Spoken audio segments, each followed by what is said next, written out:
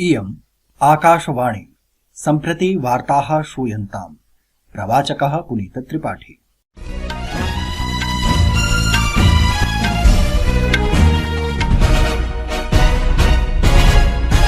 आदौ मुख्यवार्ताः। श्रीमोदिना अद्य वाराणस्याः उमरहायां नवनिर्मितस्य स्वरवेद महामन्दिरस्य उद्घाटनं कृतम्। जनैः स्वीयजीवने नवधा व्यवहारान् व्यवहर्तुम् आग्रहं च कृतवान्। अस्य वर्षस्य दूरसञ्चार विधेयकम् अद्य लोकसभायां प्रस्तावितः। भारतीय ऋतुविज्ञान विभागेन तमिलनाडुराज्यस्य विदुरनगरे मदुरै थेनी चेत्यादिषु जनपदेषु प्रचण्डवृष्ट्याः सञ्चेतना ख्यापिता। विश्वबैंक इत्यस्य नवीनतमं प्रवास विकास प्रतिवेदनानुसारं भारतं 2023 वर्षे 25,100 अरब डॉलर रूप्यकैः समं प्रेषितधनस्य बृहत्तम ग्राहकत्वेन स्वस्थानं यथावदेव भजते। इस्राएल देशस्य विदेश मन्त्रालयेन ख्यापितं यत् इस्राएल सर्वकारेण रुवेन अजरं भारते नवराजदूतरूपेण नियुक्तेः अनुमोदनं कृतम्। अथ वार्ताः विस्तरेण। प्रधानमन्त्रिणा नरेन्द्रमोदिना उक्तं यत् विकसित भारतस्य कृते महिलानां, यूनां, कृषकाणां, निर्धनानां च विकासः अपेक्षते। सर्वकारः विकसित भारत संकल्प यात्रायाः माध्यमेन प्रत्येक लाभार्थिनः कल्याणकारी योजनानां लाभप्रदानाय यथासम्भवं प्रयासरतः अस्ति। तेन अद्य स्वीय संसदीय क्षेत्रे वाराणस्यां 20,000 कोटि रूप्यकात्मिकां 37 विकास परियोजनानां शुभारम्भं कुर्वता उक्तम्। अस्मिन् अवसरे जनसभां सम्बोधयता प्रधानमन्त्रिणा उक्तं यत् विकसित भारत संकल्प यात्रा देशस्य सहस्रं यावत् ग्रामेषु नगरेषु च सम्प्राप्तवती।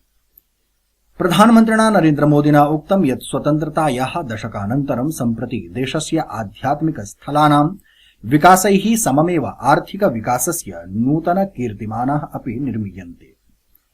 श्रीमोदिना अद्य वाराणस्याः उमरहायां नवनिर्मितस्य स्वरवेद महामन्दिरस्य उद्घाटनानन्तरम् उक्तं यत् अयोध्यायां राममन्दिरस्य निर्माणकार्यम् अपि शीघ्रमेव सम्पन्नं भविष्यति। प्रधानमन्त्री उत्तरप्रदेशे स्वीय संसदीय क्षेत्रस्य द्विदिवसीय यात्रायां वर्तते।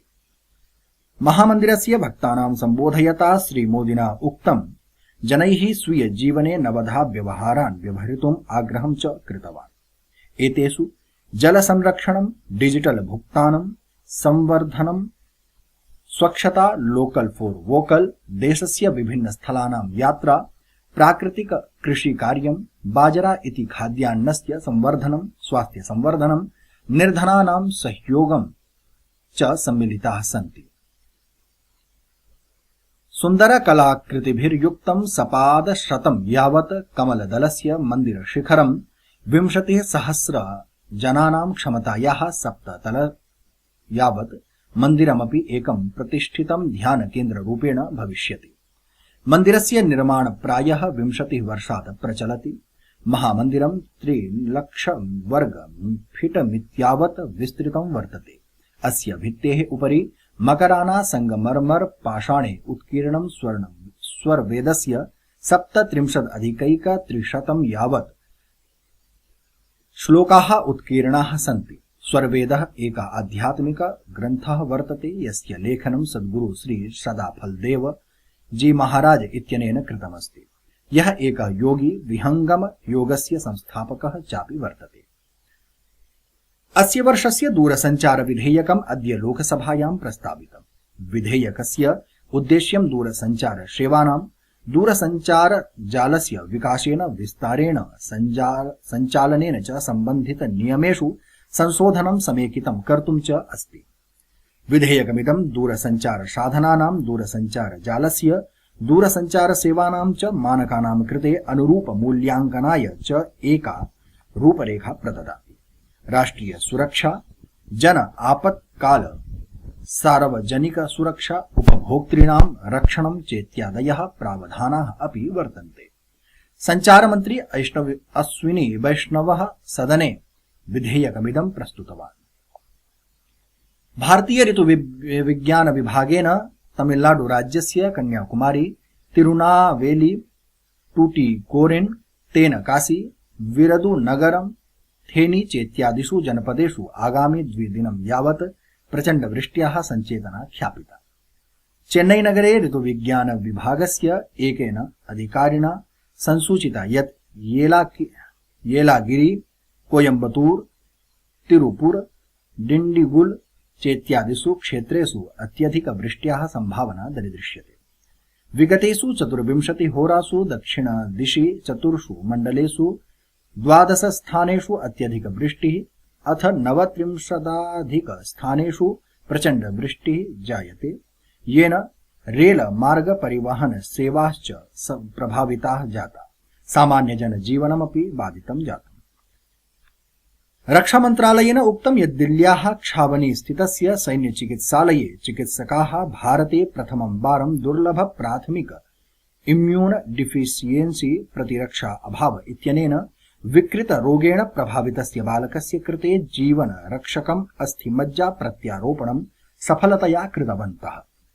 मन्त्रालयेन उक्तं यत् अभूतपूर्व प्रक्रियया माध्यमेन समस्यानां सम्मुखीकुर्वता बालकस्य परिवारस्य च जनानां कृते आशायाः नूतनद्वारं समुद्घाटितम्। अद्य नवी नगरे प्रचलतः भारत अन्ताराष्ट्रिय विज्ञान महोत्सवस्य भागरूपेण वैज्ञानिक औद्योगिक अनुसन्धान परिषदे एकः प्रसार कार्यक्रमः आयोजितः।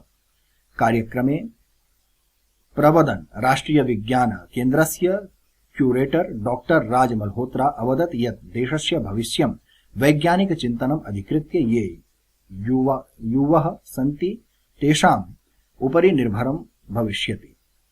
सः अवदत् यत् भारतीय संविधाने वैज्ञानिक स्वभावः इति शब्दः वर्तते यः अद्वितीयः मन्यते। तेन इदमपि प्रोक्तं यत् जनान् मुक्तमत्या अधिगमनस्य आवश्यकता वर्तते। प्रियाः श्रोतारः, संस्कृतवार्तायाः संस्करणमिदम् इदानीम् आकाशवाणीतः प्रसार्यते।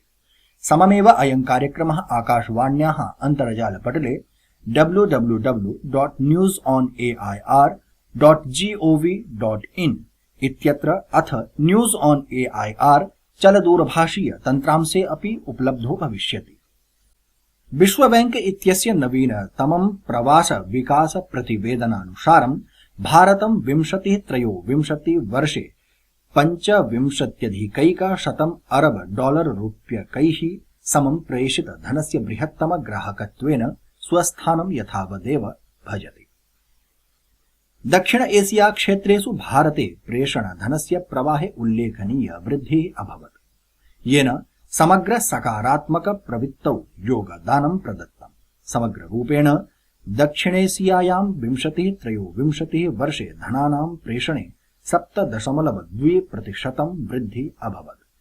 इदं प्रतिवेदनं शीर्षक प्रेषण प्राप्त कर्तृत्वेन महत्वपूर्ण स्थानं प्रकाशयति, अपि च प्रेषण परिदृश्ये गतिशीलतां प्रति ध्यानम् आकर्षयति। इस्राएल देशस्य विदेश मन्त्रालयेन ख्यापितं यत् इस्राएल सर्वकारेण रुवेन अजरं भारते नव राजदूतरूपेण नियुक्तेः अनुमोदनं कृतम्। सः नवदिल्ल्यां कदा पदभारं ग्रहीष्यति तस्य सञ्चेतना नागता। सम्प्रति सः रोमेनियायाम् इस्राएल राजदूतरूपेण कार्यरतः अस्ति। श्री अजरः भारते स्थित्वैव श्रीलंका भूटान देशयोः अपि राजदूतरूपेण कार्यं विधास्यति।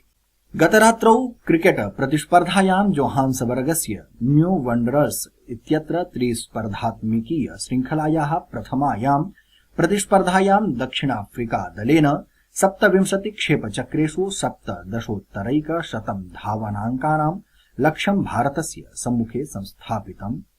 तस्य च प्रत्युत्तरे भारतदलेन 16 क्षेपचक्रेषु लक्ष्यं सम्प्राप्य दक्षिणाफ्रिकादलम् 8 स्तोभैः पराजितम्। श्रृंखलायाः द्वितीय स्पर्धा श्वः गेबोरा क्षेत्रस्य सेंट जॉर्ज पार्क इत्यस्मिन् क्रीडाङ्गणे भविष्यति। इति वार्ताः।